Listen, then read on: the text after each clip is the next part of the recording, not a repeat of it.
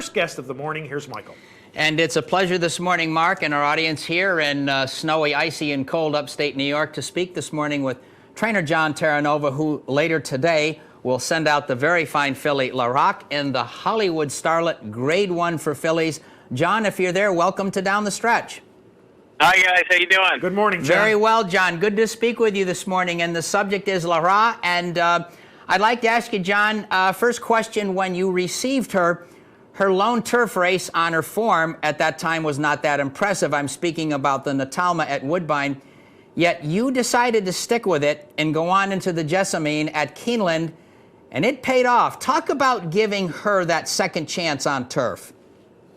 Well, the first race up in Woodbine, we knew they were thinking about scratching her that day. Okay. It had rained. They'd had a tremendous amount of rain, and the turf was just a bog that day.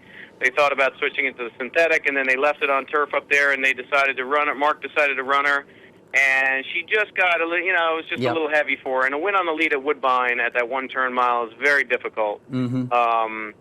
That happened to be her style. Happens to be her style. She's got speed, but she hung in there pretty game the last little bit, even though she got passed, inside the 16th and last 16th, and she looked. I mean. We had Mark had trained her on turf. Said, hey, she works great over this stuff. Anything I put her on. So, we decided that was probably the route to go with right then and there.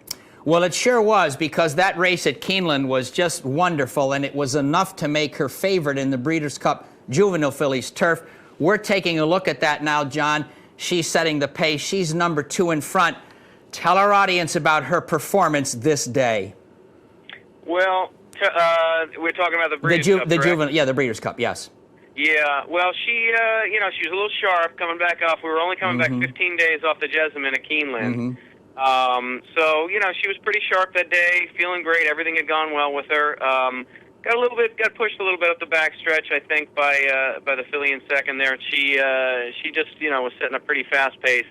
But, she hung in there game, got beat a length, and, I wish we could have maybe just slowed it down a notch or two up the backstretch, and she might have been home free. But such is racing, and that's just happened to be the pace that we got dealt, and she came back fine, thankfully, and we thought she ran a real game race. I mean, gutsy effort to come back, ship all the way across country for a 2-year-old filly in 15 days, and put in that kind of a performance was we were pretty pleased. That sure was. John, that was a month and a half ago. Were you thinking about the Starlet at that time? No, not at all. Yeah. We were basically just content to kind of finish out the season with that race and freshen her up for the coming season, the coming year as a 3-year-old. We didn't really have this in mind. I mean, we knew about it and all, but we gave her a couple easy weeks when she came back to New York right after the Breeders' Cup. She just, she's been training great. I mean, really, after the Breeders' Cup, she was fine. I mean, it wasn't like she was knocked out. She was in her tub, eating up everything, feeling good, moving good. She's a good, big, sound filly, and we just started training on her a little bit, and boy, she just was still real sharp, and wanted to do something. So we kind of thought about the Starlet a few weeks back, and just kind of pointed her for it, and we said, if everything goes well, let's maybe take a shot at this. That last work back home at Belmont that you mentioned, and that last work last Tuesday, the half and 48-1, that looks pretty solid. That must have been kind of a deal clincher to go after that. Yeah, well, I mean, obviously, we're supplementing for the race. We had to enter on Wednesday, so we wanted to make sure everything was absolutely perfect before we took the flight out here on Wednesday. And she worked tremendous. She worked fantastic. The two prior works before that, and every time we put her out there, I mean, we haven't had a poor work out of her. I mean, she did that very easily, and that was really just a maintenance move, just really in hand. She was well off the rail, just kind of cruising on her own. It was really just to keep her happy. John, No. So we were content. Everything was set after that. John, this will be her 6th start this year, 3 on turf, and this will be the 3rd on a synthetic. Are you in the group of trainers that sees a good relationship between the synthetics and the turf? I think it just, going back, I think it just depends on the horse. Okay. I mean, you gotta do see what your horse is like, see what each one takes too as far as surface-wise. I mean, there's certain horses we take around to different dirt tracks they don't handle as well as others. Yep. But, you know, this filly seems to do well over everything. She's got a big, fluent stride, and she just seems to take to everything. I know she likes the synthetic, obviously, and she loves the turf.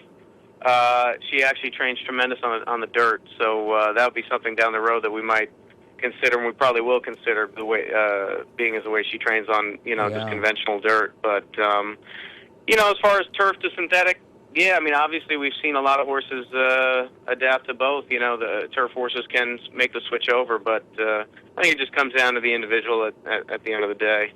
Now, John, finally, before, and Mark has a question or two for you. If this works today, if she does really well today, do you point her for the 3-year-old filly races out there, or do you come back and go to Florida? In other words, what's in the works if things go well today? Well, that's the question. IEH, as you know, has purchased Stardom Bound. She's out here, and she's obviously pointing for those those classic 3-year-old races in the spring, 3-year-old filly races out here, out west.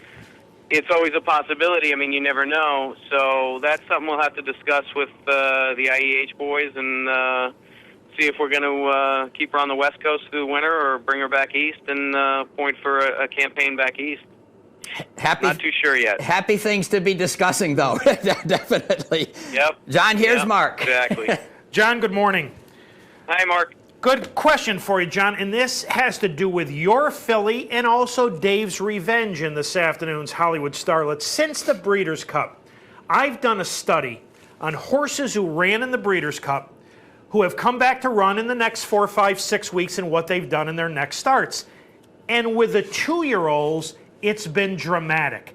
There have been 9 2-year-olds up to this point to come back and run after the Breeders' Cup. 6 of them have been favored, some heavily favored, and none of them have won. Is there anything to that study, John? I know it's a sampling of only 9 horses, but does the Breeders' Cup take that much out of a young horse? You know, I mean, it's hard to say, speak for the others, but you know, as far as what I've been seeing with this filly, it hasn't, you know, she hasn't given us any signs of it. Like I said, she hasn't really lied to us yet. So until she kind of proves otherwise, I mean, we're just kind of going based on how she's doing. But as far as, you know, the rest of it's hard to say. I mean, the Breeders' Cup is a big event for these young 2-year-olds. I guess you'd have to take each one case by case, you know, what type of horses they were, if they were able to handle it mentally and physically. In our case, this filly, mentally, she's very classy. I mean, very calm. She acts like an older filly. She has since day one, since she came in the barn. So that kind of thing, you know, her cage isn't rattled very easily at all, or never.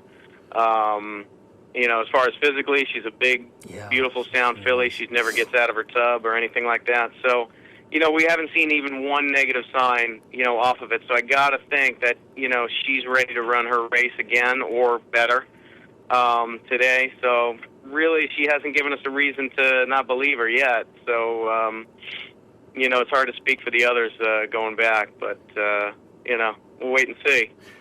John, it was great having you on the show. Thank you so much for having joined us this morning on Down the Stretch. All the best this afternoon with Laura in the Starlet. Happy holidays to you and your family, and we hope to be speaking with you again very soon.